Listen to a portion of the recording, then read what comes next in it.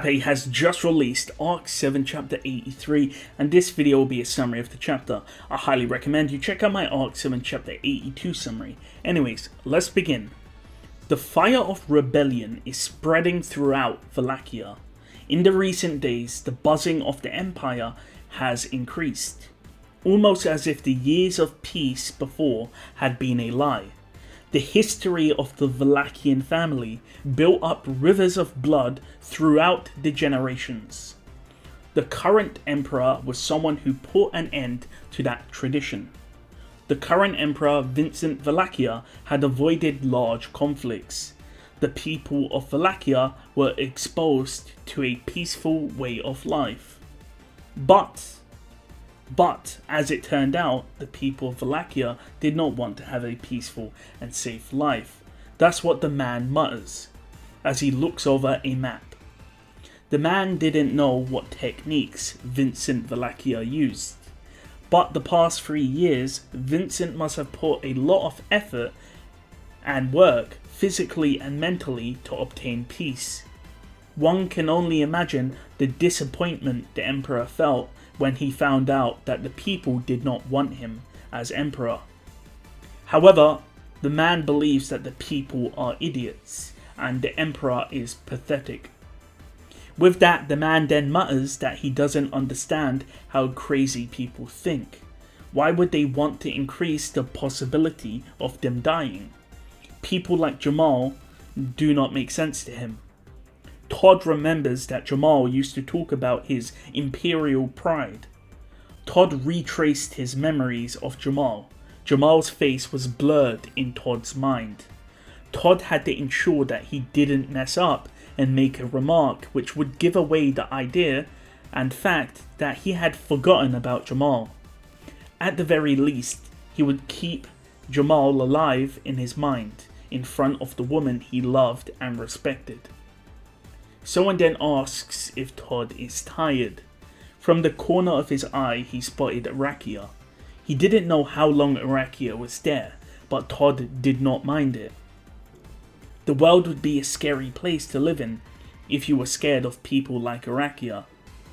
Most people, however, stumble because they confuse the ability to win with the ability to kill. There are opponents who can be killed easily, but you wouldn't be able to beat them in a fight and win that way.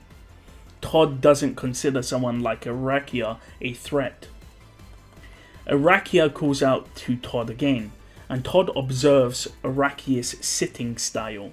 She wasn't sitting correctly, which means that she either wasn't taught the proper customs or people left her alone. After all, if you were strong in Wallachia, you could get away with anything. With that stated, arakiya couldn't be blamed for her poor behaviour then. Apparently the Blue Lightning, the strongest in Wallachia, is even crazier than arakiya. Todd then tells arakiya to sit in a chair and to sit properly. Arakiya is confused by saying that she is sitting on the floor, but Todd then asks her why she thinks there are chairs present. Either way, Todd sits down, however she sits with her legs spread out and Todd has to correct her again. Todd then explains that the soldiers have hearts. It's true that the strong get their own way, but if the commander behaves unwell, then the soldiers are not likely to follow them on the battlefield. Arakiya, however, says that she fights alone. However, Todd refutes her, stating what about the people who have to dispose of the bodies, or clean up the battlefield? Who negotiates with the enemies who have surrendered? Furthermore, if arakiya fights alone, then why is he present with her? Before stating that arakiya's words are full of contradictions. After being debunked, arakiya falls silent. Before, Todd wouldn't have taken this tone with arakiya, but now he realizes that arakiya is similar to a sheepdog, an animal you can train. The only difference is that arakiya is like a wolf in sheep's clothing. Arakiya then asks if Todd is tired, and says that she is tired. Todd then says that if he is tired, it's from all of the travelling. Todd thinks about asking about arakiya's personal life. He doesn't actually care about her life, but it would be beneficial to know in the future. However, as he's about to speak, Arakiya then asks about the map he is reading and looking at. Todd shows Arakiya the map, and we see it's a landscape of the Valakian location, with the cities labelled. Arakiya is confused looking at the map, and Todd says that he knows. It's not that Arakiya is uneducated, but it was written in a way that only Todd could decipher what the map means. There are no special words or symbols used in the cipher that Todd used, but the information is deliberately misrepresented or false, meaning only Todd knows the true intentions behind the words. Meaning that if the map is lost, no one could figure out what it means, and if Todd was captured, he may be able to be kept alive so he can decipher the map. Either way, Arakiya mentions the current rebellion. There has been fighting throughout the country, led by the illegitimate son of the emperor. Arakiya is confused that the emperor has a son, but Todd says that it isn't the point. The point is that the rebellion is growing rather than weakening. Of course, Arakiya, who has spoken to the emperor frequently, is confused at the idea of the emperor having a son, but again Todd dismissed this idea. Arakiya mutters about the Gladiator Island, and Todd reflects on it. His first mission with Arakiya was to kill everyone on the island, but Todd's instincts told him to not approach the island. Of course, for failing to do their duty, they were reprimanded. However, the fact that the island was one of the starting points for the rebellion has nothing compared to Todd preserving his own life. If there was one thing he regrets, however, Todd mutters that it isn't like him. Arakiya is confused, but Todd says to not worry. And after all, Todd mutters that rebellions don't last long anyway. Todd does believe deep down that the rebellion will fail. Either way, both Arakiya and Todd are caught. Todd and Arakiya were now standing on a hill, overlooking soldiers on a battlefield. A skirmish had begun between the Imperial and Rebel forces.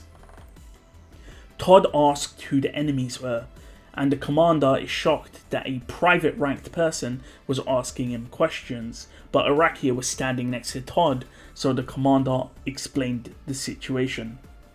Todd, however, tells the commander to make his men retreat. After all, the flames of Arakiya does not choose its allies or foes. The retreat call is given, and Todd tells Arakiya to not attack those who are retreating. Arakiya asks about anyone else, and Todd says that anyone else is fair game. With that, Todd states that Arakiya should kill any who oppose her. The sound of sword fighting stops, and instead the sound of burning people and screams fill the air as they are turned to ash by flames. Arakiya holds her branch up in the air as she rains down fire on the battlefield. The flames target those who Todd identified. Soon after, a soldier asks Todd to stop Arakiya.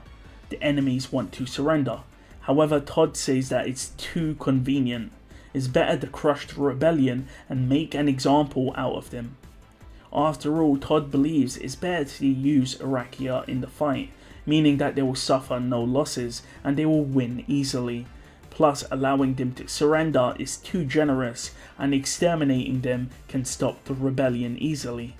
However, the soldier overrules Todd, saying that the rebels have the crown prince. Todd, however, grabs the man and states he never heard information about this. The soldier stated that they just learned of this new information just now. Todd believes that maybe it's the rebels' trump card. However, he asks the soldier to bring the messenger that delivered the information to him. Not long after, the soldier returns. Next to him is a man in tatters. Todd asks if they have the crown prince, and the man confirms that they do. The man says that the crown prince wants the throne, and that's the reason for the rebellion. However, Todd cuts him off, saying that he is lying. With that, Todd crushes his skull with the axe in his hand. The soldier tries to talk back to Todd, but Todd reaffirms that the rebels are lying and that they need to press their attack. The soldier wants to argue, but goes against the idea of arguing with Todd and instead walks away. Todd and arakiya have been traveling around the country crushing the rebellion, and every time there is someone who uses the exact same lie. Not only that, Todd and arakiya were ordered to bring back the crown prince alive to the capital. Todd mutters when he can return to the capital. After all, the capital is where his wife, fiancée, is waiting for him. Todd overlooks the battlefield, scorched in flames. He pities and despises them, for they have misplaced themselves. They who cannot see the future that is to come. The rebellion will crumble, that's what Todd believes. The weight of the empire is too strong. There is something that tingles Todd's instincts though, the person behind the rebellion. Todd thinks there will be nothing that stops him from achieving his goal. Todd then wonders who is behind the rebellion. Once again, arakiya's question about the gladiator island appears in his mind. Todd is someone who doesn't look back on things. After all, he will come to the same conclusion that his actions were correct. However, that action of retreating from the gladiator island haunts him to this day. Was it the right choice?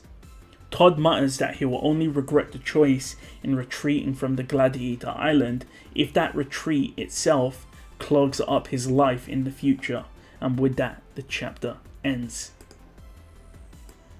I actually like this chapter. I know the chapters have been swapping from points of view to points of view. But again, you guys know me, I like Todd. I feel like Todd's a great character. He's essentially Subaru's foil.